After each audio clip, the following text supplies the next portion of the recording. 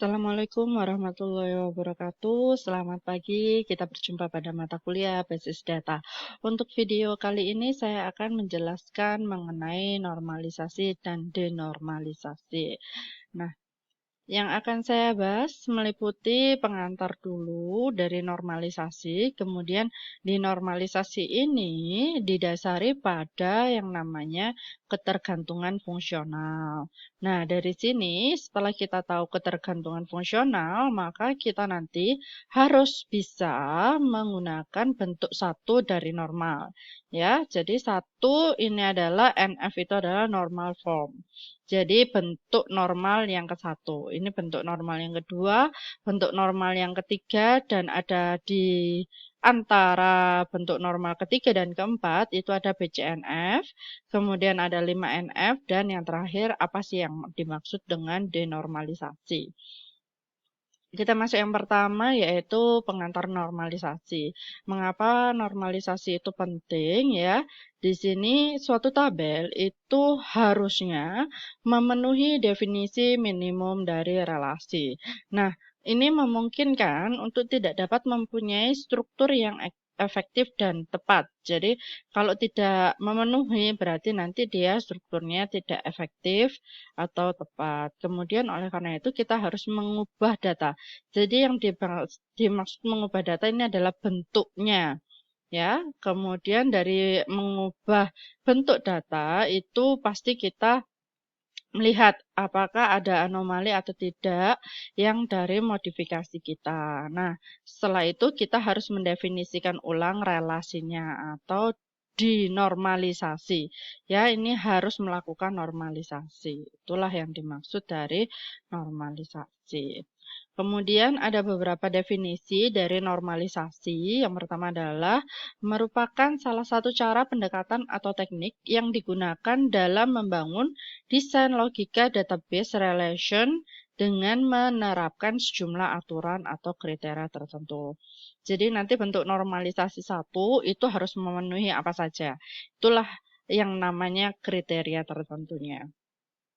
Aturan-aturan normalisasi dinyatakan dalam istilah bentuk normal ya, normal form. Adalah suatu aturan yang dikenakan atau yang berlaku pada relasi-relasi atau tabel-tabel dalam database dan harus dipenuhi oleh relasi atau tabel tersebut pada level-level normalisasi. Karena memang di normalisasi ini ada level-levelnya seperti yang kita tahu tadi, ada 1, 2, 3, kemudian BCNF, 4, dan 5. Sebenarnya masih ada yang lainnya tapi jarang banget.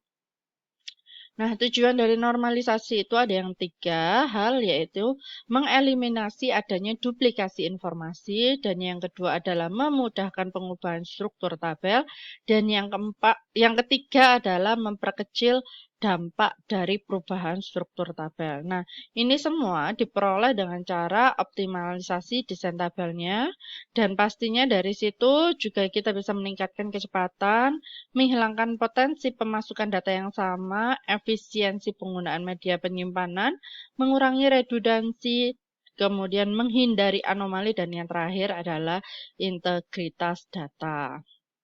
Nah, sebuah basis data itu dapat dikatakan baik ya jika setiap tabel yang menjadi unsur pembentuk basis data telah berada dalam keadaan normal atau baik ya. Nah, berarti kan ini basis data baik jika tabelnya pun juga baik atau normal. Nah, ini adalah maksud dari tabel yang dikatakan baik atau efisien atau normal itu harus memenuhi ketiga ini. Yang pertama adalah jika ada dekomposisi tabel, maka dekomposisinya harus dijamin aman. Jadi nanti tidak ada dekomposisi yang lainnya. Kemudian terpeliharanya ketergantungan fungsional pada saat perubahan data. Jadi walaupun datanya berubah, tapi ketergantungan fungsionalnya masih tetap sama. Kemudian tidak melanggar BCNF, yaitu Beyond Code Normal Form ya. Jika BCNF tidak terpenuhi, maka paling tidak atau diupayakan tidak melanggar 3NF ya. Jadi di sini nanti yang wajib harus dipatuhi itu adalah dari normal 1 sampai dengan normal 3. Kemudian tidak semuanya ada kasus untuk yang bentuk normal BCNF, apalagi yang 4 dan 5. Oke, nah di sini untuk normalisasi pastinya ya, yang pertama kan bentuknya tidak normal. Kemudian nanti diubah ke satu normal, yaitu nanti menghilangkan atribut yang bernilai ganda. Kemudian bentuk dua normal itu untuk menghilangkan dependensi parsial. Bentuk yang ketiga adalah menghilangkan dependensi transitif.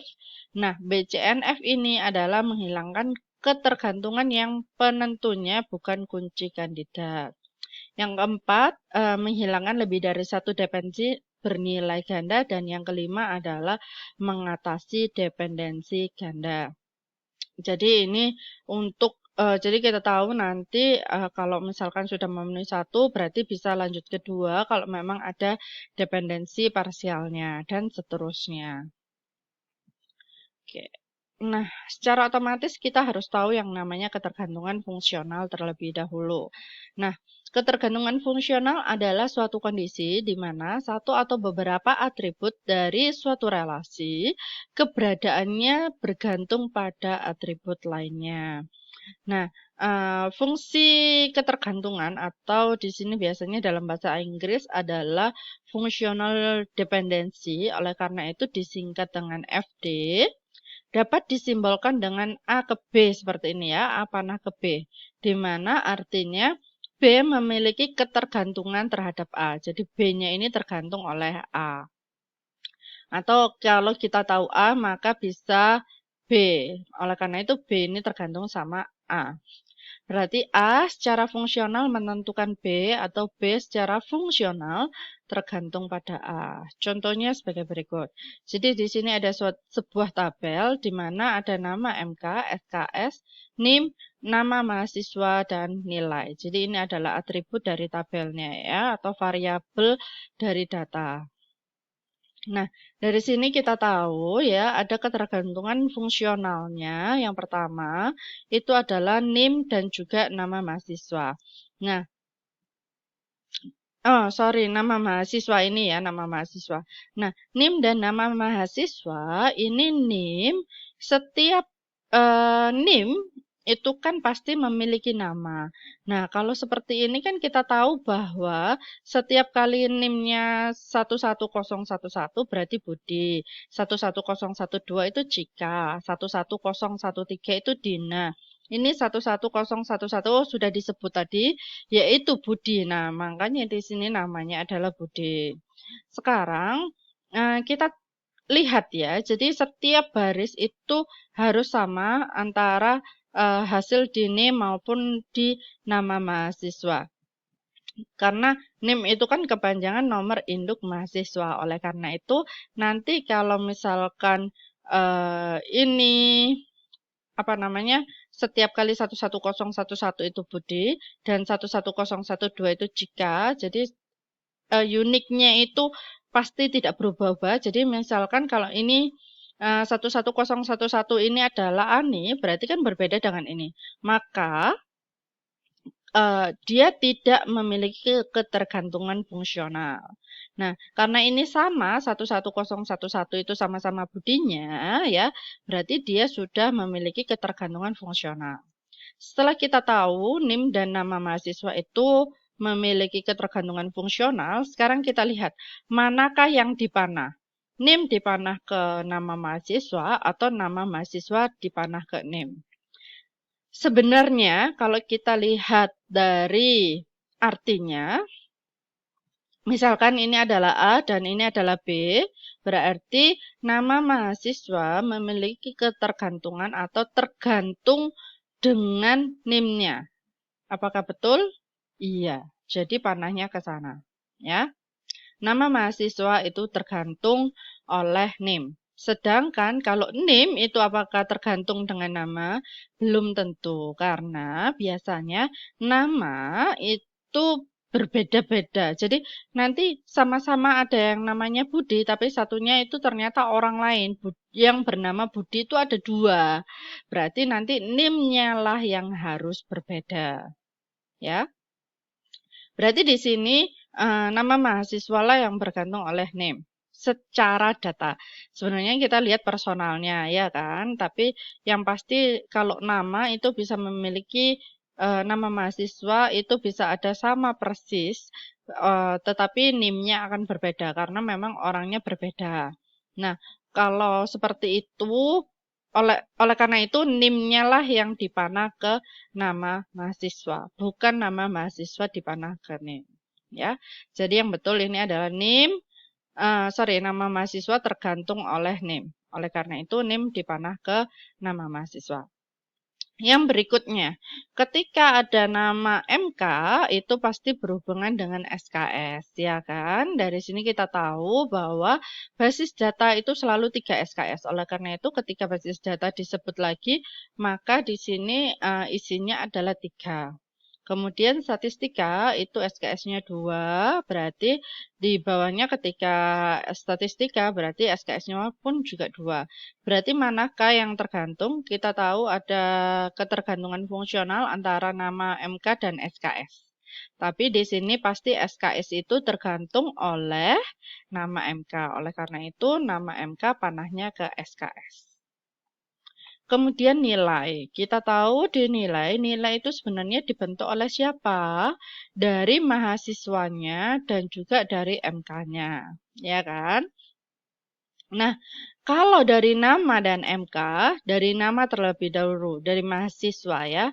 Mahasiswa yang kita gunakan itu adalah, masih ingat di pertemuan sebelumnya, berarti yang paling utama antara NIM dan nama mahasiswa itu adalah NIM. Berarti kita pakai yang NIM ya.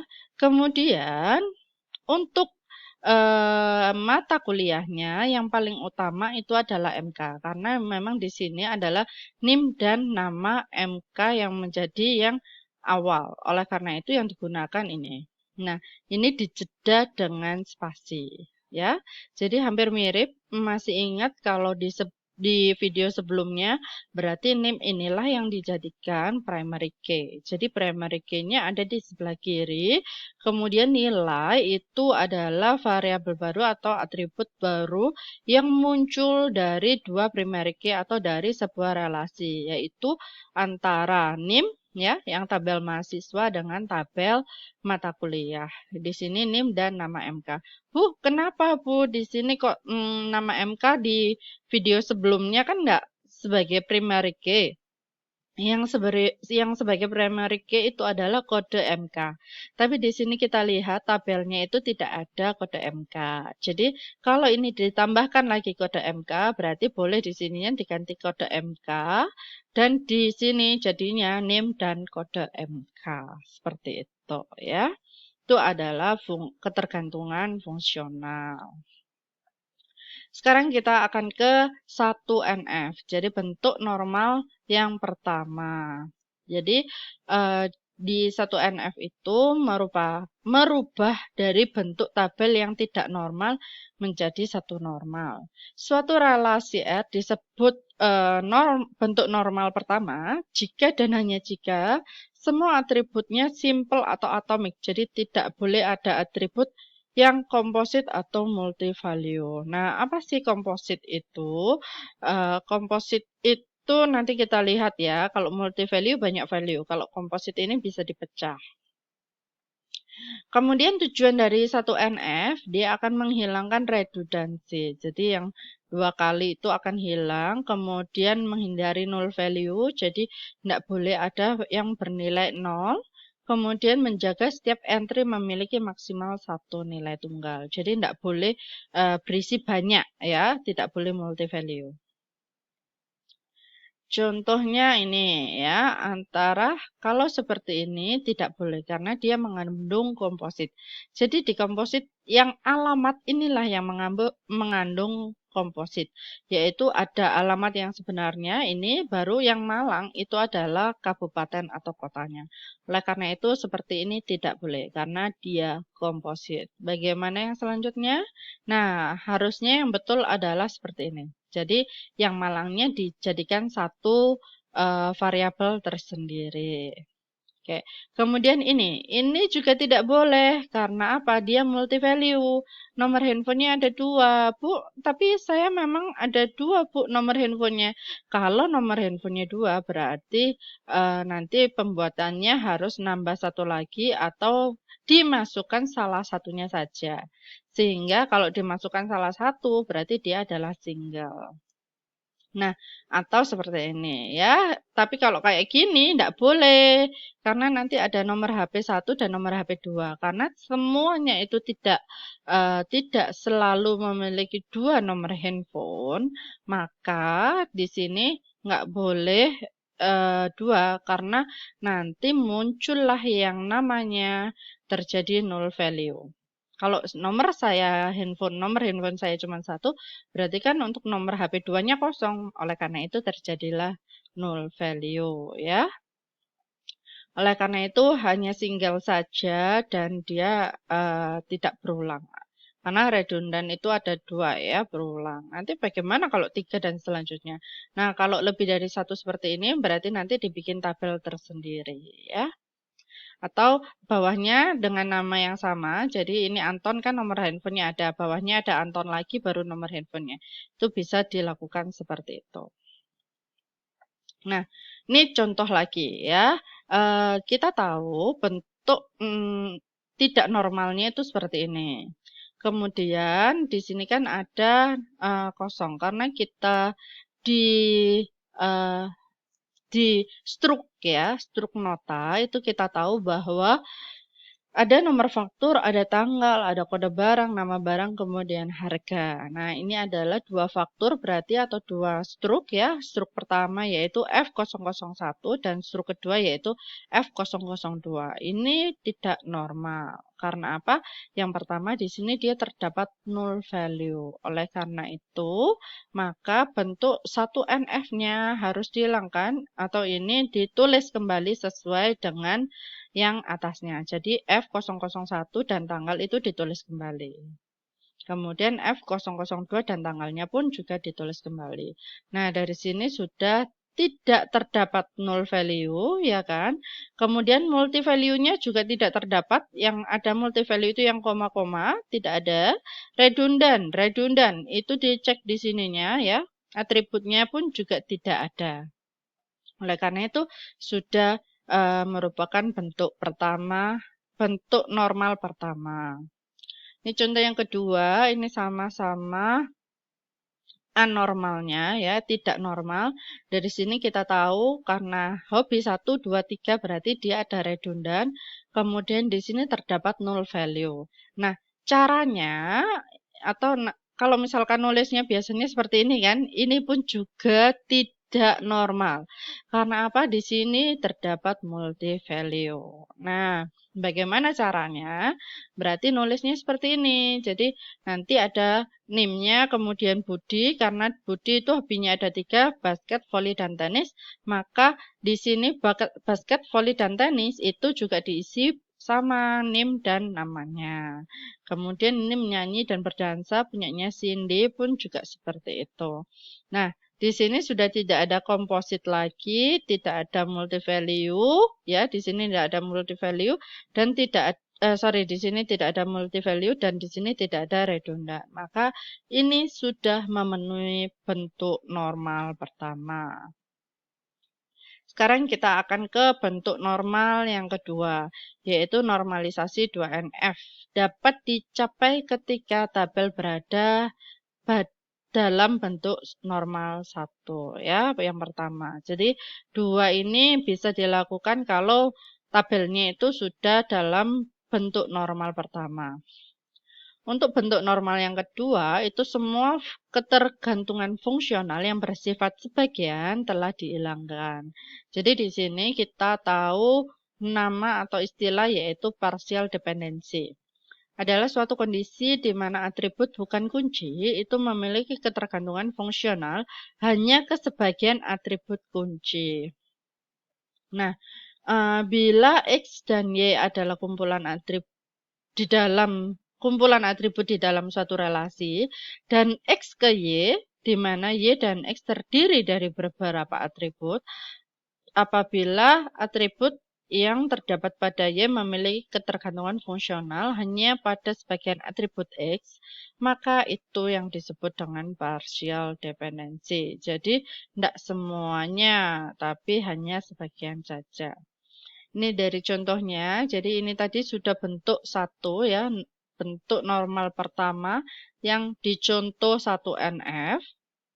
Nah, di sini dia terjadi partial dependency. Salah satunya adalah harga. Harga ini tergantung pada bukan primary key, yaitu nama barang. Karena di sini semuanya satu tabel, maka kita lihat ininya apa namanya yang paling urgent yang jadi permasalahan kita kan harga ya, di mana harga itu berarti dia harga ini tergantung oleh nama barang, kode barang, tanggal, nomor faktur.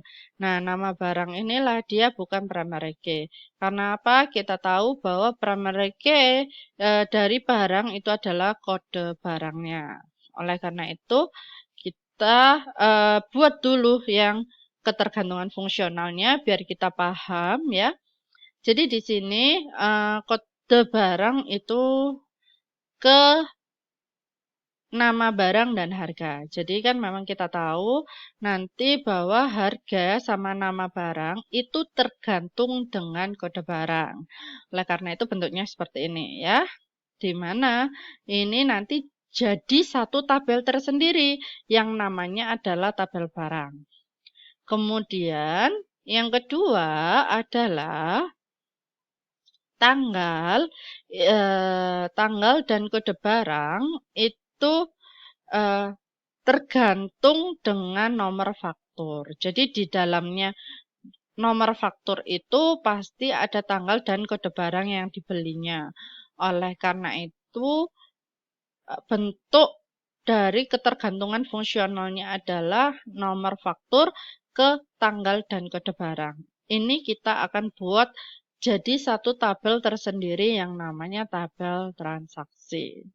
Nah, akhirnya hasilnya seperti ini. Ya, ada tabel barang, ada tabel transaksi. Di mana nanti kode barang itu merujuk ke yang tabel barang. Oke, ini kurang ya. Ada satu panah lagi, yaitu kode barang sini dan ke sini. Itu harusnya disambungkan, direlasikan, karena kode barang nanti akan ke sini. Oke, kita akan ke bentuk 3NF. Jadi bentuk 2NF dari tadi itu adalah menghasilkan dua tabel ya. Kemudian untuk bentuk normal ketiga itu dapat dicapai jika dan hanya jika telah memenuhi bentuk normal kedua dan atribut bukan kunci tidak mempunyai transitive dependensi kepada kunci utama. Nah, nanti berarti di 3NF itu semua ketergantungan transitif akan dihilangkan. Nah, apa sih ketergantungan transitif itu? Transitive dependency atau ketergantungan transitif tadi adalah suatu kondisi di mana A, B, dan C masing-masing adalah kumpulan atribut, bisa satu atau lebih ya, dalam suatu relasi sedemikian hingga apabila A ke B, B ke C, ya. Nah, maka C itu disebut bergantung secara transitif. A ke C ini bergantung secara transitif melalui B. Seperti ini. Oleh karena itu penggambaran dari transitive dependency itu seperti ini.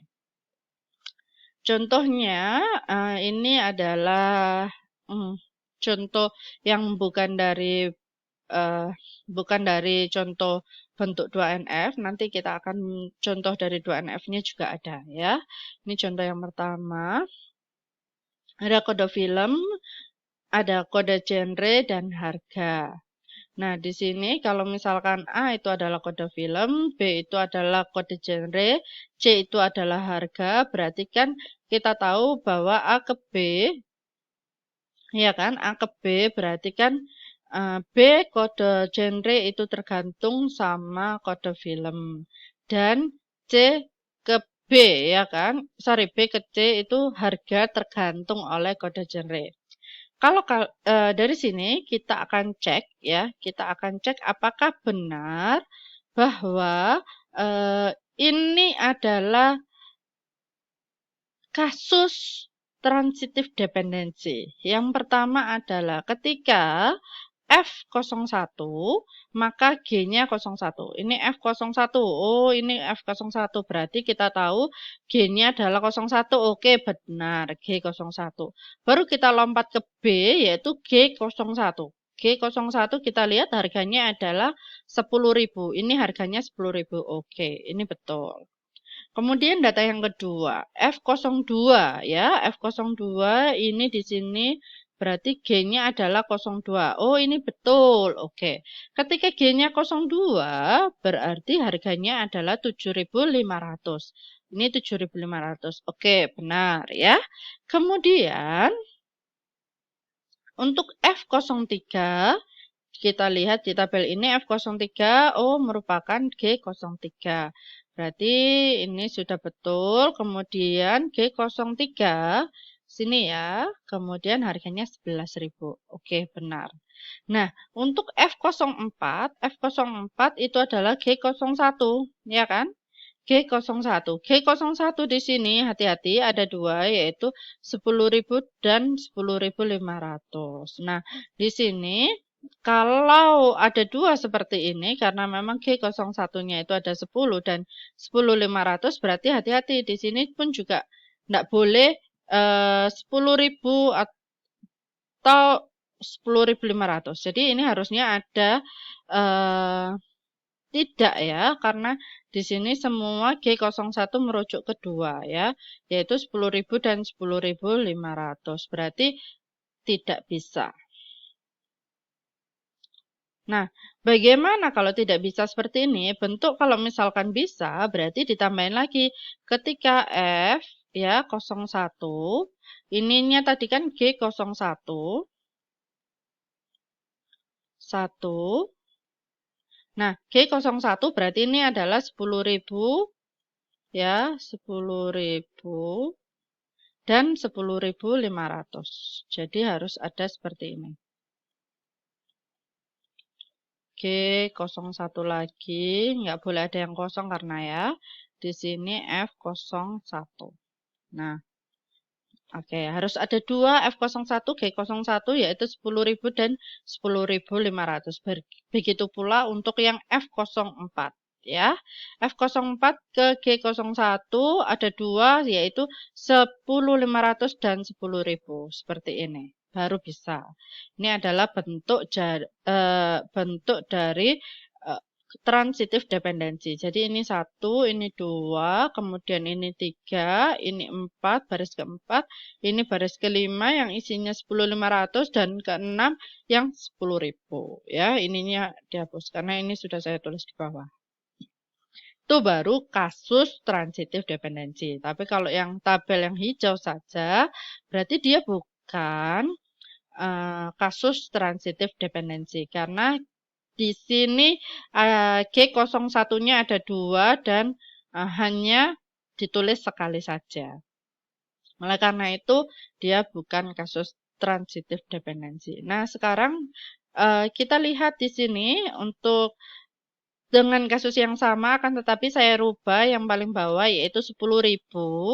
Dan 10.000 ini kan kalau saya tabelkan A ke B-nya seperti ini. Ya. Kemudian B ke C-nya itu seperti ini. Di mana baris pertama G01 10.000 dan baris terakhir G01 10.000. Nah, karena ini dua-duanya sama, maka yang paling bawah itu saya hapus. Nah, berarti tabel yang kita gunakan hanya seperti ini saja. Sekarang kita cek ya. F01, G01. Benarkah? Iya, benar. Oke. G01 ke 10.000. Oke, benar. Untuk yang ini tadi sudah benar, tidak akan saya cek karena yang G01 lah yang bermasalah. Kemudian F04.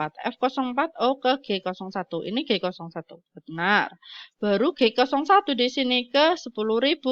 Ini juga 10.000. Berarti ini benar. Berarti di sini dia adalah kasus transitive dependency.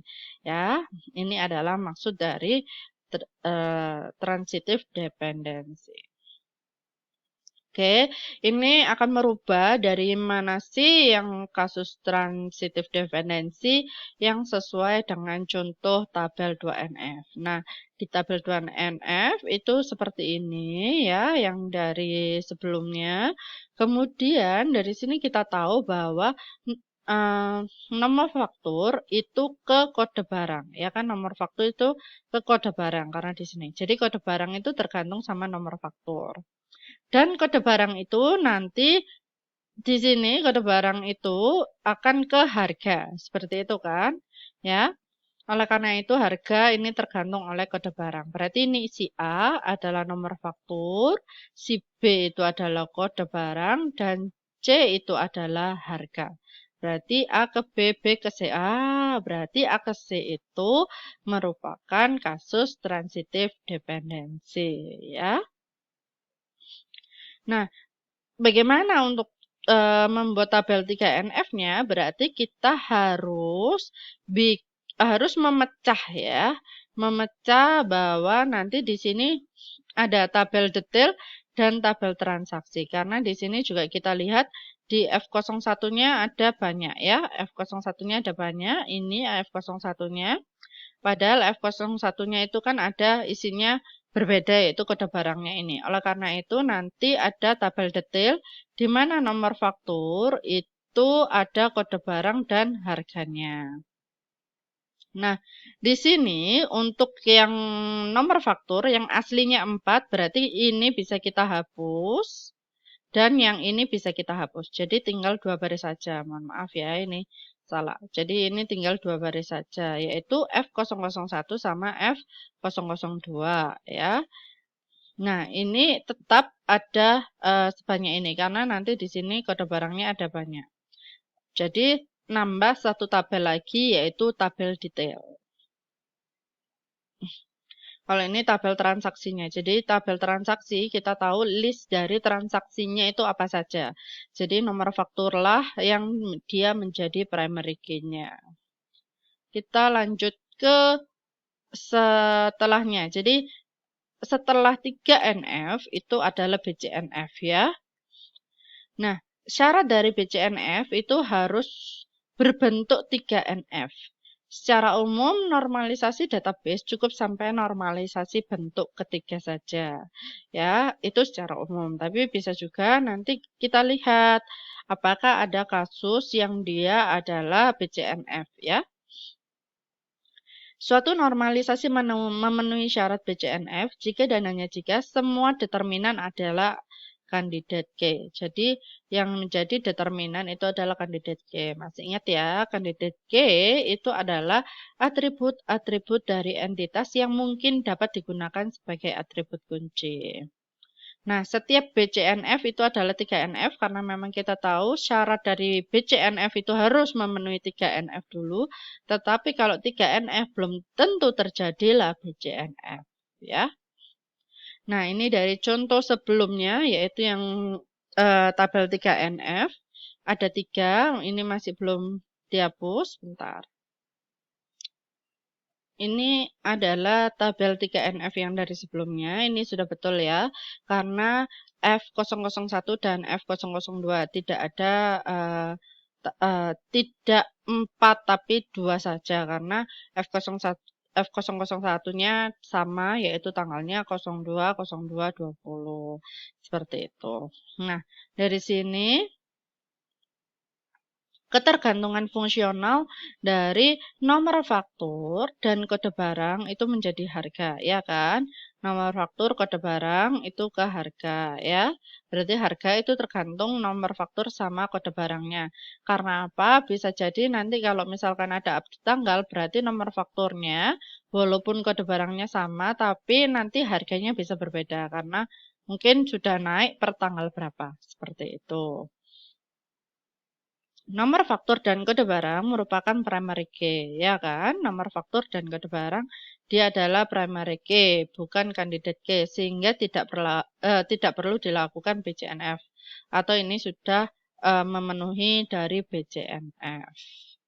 Nah, ini adalah contoh yang lainnya, ada nama siswa, nama MK, dosen, dan nilai. Dari sini kita tahu bahwa kalau sesuai dengan yang video sebelumnya, kalau ada mahasiswa mempelajari MK itu nanti muncullah satu lagi yaitu nilai, kemudian untuk ini kan hanya ini ya, berarti nanti yang paling penting di sini. Nah, dari sini itu nama mahasiswa dan nama MK merupakan kandidat K, ya kan? Nama mahasiswa sama nama MK itu kandidat K. Tapi ada satu lagi dosen, berarti dosen inilah yang tidak menjadi kandidat K.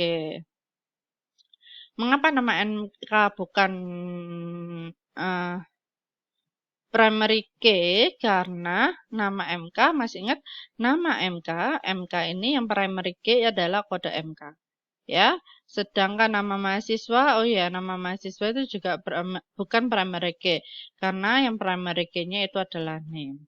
Nah, maka di sini nilai itu kan tergantung sama nama mahasiswa dan juga nama MK. Kemudian nama MK itu tergantung sama dosennya juga ya. Di sini kita sudah tahu bahwa nilai ini dia tergantung pada bukan primary key ya, tapi kandidat key. Nama mahasiswa itu kandidat key, nama MK itu kandidat key. Kalau ini misalkan hanya satu tabel, padahal kita tahu nanti nilai itu di sini dia adalah NIM dan kode MK. Jadi selain itu tidak boleh. Ini harusnya diganti. Nah, hasil dari BCNF-nya, karena kita tahu tadi di sini adalah nilai, kemudian di sini adalah siswa, karena ini cuma ada nama, nama mahasiswa, nama MK, sama dosen dan nilai, maka dengan terpaksa kita membuatnya seperti ini ya. Kemudian kita tahu nilai itu hanya cukup 2 saja. Nah, 2 di sini antara dosen sama nama MK. Kita lebih memilih yang mana? Memilih yang MK atau memilih yang dosen? Karena di sini kita lihat SPSS itu diajar oleh 2 orang, bisa diajar Vena, bisa diajar Lala. Berarti lebih unik punyanya dosen. Oleh karena itu, nilai di sini dia tergantung sama dosen dan nama MK ya. Karena ini hanya untuk kasus yang di sini aja ya, ini dalam satu tabel. Jadi, kalau misalkan kasusnya itu seperti tabel sebelumnya, seperti ini, kita harus koreksi per tabelnya. Di sini apakah ada, di sini apakah ada, dan di sini apakah ada, seperti itu. Nah, ini berarti kita harus memisahkan ya. Di sini kan ada 2. Berarti nilai itu tergantung sama nama mahasiswa sama di sini dosen yang lebih tepatnya ya. Kemudian nama MK itu tergantung oleh dosennya. Berarti ini diganti dosen, kita tahu berarti atau pengajar ya, ini nilai pengajar sama siswa. Kemudian ada tabel satu lagi, yaitu pengajar ini ke sini, baru lihatlah. Oh, nanti kalau pengajarnya Lala, berarti dia adalah kursusnya SPSS atau mata kuliahnya. Jadi ini sama ini. Mohon maaf ini masih belum saya rubah karena di sini ini harusnya adalah nama mahasiswa, ini adalah dosennya, ini sudah betul. Kemudian ini nilai, ini dosen, ini nama MHS, ini nama MK, ini dosen. Seperti itu ya. Itu adalah hasil dari BCNF. Kita lanjut ke 4NF. Nah, 4NF ini berarti dia harus memenuhi BCNF terlebih dahulu. Nah, di bentuk normal keempat itu dia tidak terdapat multi value dependency atau di sini singkatannya adalah MFD. Meskipun BCNF menghilangkan anomali berdasarkan ketergantungan fungsional, terdapat ketergantungan jenis lain yang disebut multi-value dependency, yang dapat juga menyebabkan redundansi. Nah, apa sih multi-value dependency itu? Dia akan terjadi ketika suatu tabel terdiri dari minimal 3 atribut. Jadi hati-hati kalau ada 3 atribut ya. Misalkan di sini ada A, B, dan C. Di mana nanti setiap nilai A ada set nilai B dan set nilai untuk C. Namun, set nilai B dan C itu saling independen ya. Jadi contohnya seperti ini. Jadi ini ceritanya adalah suatu perusahaan kan pasti punya lebih dari satu cabang ya. Karena kita tahu nanti cabangnya itu ada cabang satu, di sini ada cabang satu semua ya. Itu di cabang satu itu ada nama stafnya dan ada nama pemiliknya. Nah, untuk nama stafnya Ana, itu berarti nama pemiliknya Budi. Padahal Budi ini berarti punya dua ya. Jadi Budi itu punya dua, yaitu dengan staf Ana dan Yuli, dan Windy itu punya dua juga Ana dan Yuli. Nah, dari sini kan kita tahu ada dependensi antara nilai staf dan nilai pemilik. Makanya di sini namanya adalah multi value dependency ya. Tuh. Kemudian bentuk 4 normalnya berarti kita dari satu tabel ini dipecah menjadi dua tabel. Yang pertama adalah tabel pemilik dan yang kedua adalah tabel staf. Di mana nanti di pemilik itu berarti sesuai dengan cabangnya ya, cabang 1 itu Budi dan Wendy. Di cabang 1 juga untuk tabel staf itu stafnya Ana dan Yuli seperti ini ya. Jadi pemilik ini adalah yang memiliki saham di perusahaan tersebut atau cabang tersebut, sedangkan stafnya ini adalah yang bekerja. Pasti yang bekerja ada banyak dan yang pemilik saham juga ada banyak ya, karena mereka saling independen, maka kita pisah tabelnya. Yang tabel pertama adalah tabel pemilik, tabel yang kedua adalah tabel staf. Ini adalah bentuk 4 normalnya. Kemudian kita akan lanjut ke bentuk normal kelima. Di sini harus memenuhi bentuk normal keempat. Di mana normalisasi bentuk kelima itu juga disebut sebagai Project Joint Normal Form atau PJNF. Normalisasi ini tidak mengandung no join dependency. Dengan kata lain, atributnya harus tidak saling bergantung dengan atribut lainnya. Tabel yang ada tidak dapat dekomposisi lagi menjadi tabel yang lebih kecil. Ini contohnya ya, di sini kita bisa dibagi menjadi 3 tabel yang lebih kecil ya kan, karena dealer, distributor, dan kendaraan ya kan. Di Auto 2000 ada Toyota, nanti kendaraannya ada Toyota Rush, ada Toyota 86 dan sebagainya. Nah, kita tahu ada tabel yang kecil berarti tabel dealer, kemudian distributor kendaraan dan dealer kendaraannya. Nah, isinya adalah dealer distributor ya. Ini dealer dan distributor, kemudian tabel kedua adalah distributor dan kendaraan, kemudian yang ketiga adalah dealer dan kendaraan. Nah, di sini kita tahu nanti isinya berbeda semua dan kalau misalkan digabung jadi satu, itu akan kembali seperti ini. Nah, ini berarti tidak ada kehilangan data. Berarti dia didekomposisi dan dikembalikan ke awal itu sudah sama, maka dia sudah termasuk atau sudah memenuhi bentuk normal kelima. Kita akan masuk ke denormalisasi karena memang bentuk normal sampai dengan 5 saja, maka selanjutnya adalah denormalisasi.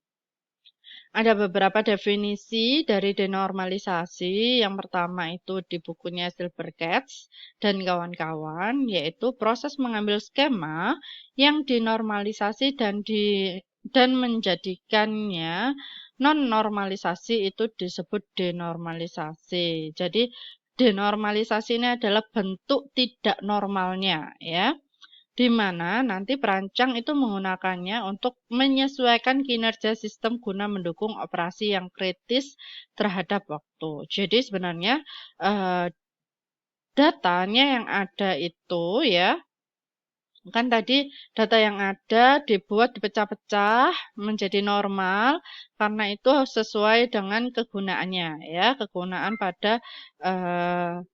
pada sistem. Jadi ketika kita mencari nama pegawai, berarti kita sesuaikan carinya adalah di tabel pegawai. Kemudian kita kalau mencari suatu mata kuliah, berarti kita carinya ke tabel MK, seperti itu. Nah, untuk denormalisasi berarti nanti dari hasilnya itu kita mau mengambil suatu nilai. Nah, nilainya itu adalah yang mana saja yang kita ambil, yang mau kita analisis, kemudian kita mentransfernya ke dalam satu tabel. Nah, tabel tersebut itu merupakan tabel denormalisasi. Jadi untuk pembuatan report, kemudian untuk menganalisa, kita akan membentuknya menjadi denormalisasi kembali. Ya. Sedangkan menurut bukunya El-Masri, denormalisasi adalah proses penyimpanan gabungan karena dari beberapa tabel ya, dan pastinya itu nanti yang diambil adalah yang relasi ya dari bentuk normalnya. Jadi karena dia bentuk normalnya sudah, kita ambil yang relasinya. Dan nanti relasinya itu yang tinggilah yang sebagai relasi basis. Yang dalam bentuk normal lebih rendah. Jadi ini sudah penggabungan antar tabel yang tadi sudah saya katakan yang akan digunakan untuk analisa. Jadi kebutuhan analisa itu kan selalu melihat bagaimana membuat bentuk tabelnya, ya kan? Bentuk yang akan dianalisanya gimana. Jadi disesuaikan dengan alat analisa. Ada yang misalkan regresi ya. Regresi dia mintanya variabel X-nya itu dalam satu tabel tersendiri, kemudian Y-nya sendiri, itu baru bisa dianalisis regresi. Maka kita membuatnya harus seperti itu. Kemudian ada juga yang menginginkan yang bentuk datanya itu adalah Y-nya di awal, kemudian sisanya adalah X. Berarti ya kita harus menggunakan seperti itulah yang akan dianalisis. Jadi kita harus merubah bentuk yang aslinya normal tadi diambili, kemudian disesuaikan dengan tools yang akan kita gunakan dalam analisa. Barulah kita bisa menganalisa. Berarti sebenarnya denormalisasi ini juga butuh karena apa? Karena kalau misalkan tidak dilakukan denormalisasi maka tools kita tidak akan berjalan. Maka kita tidak bisa menganalisisnya. Kalau tidak bisa menganalisisnya berarti kita tidak bisa membuat suatu keputusan. Karena memang informasi dari suatu analisa itu juga penting. Itu saja untuk materi kita dari video ini, yaitu normalisasi dan denormalisasi. Jangan lupa untuk like dan juga subscribe. Bye-bye.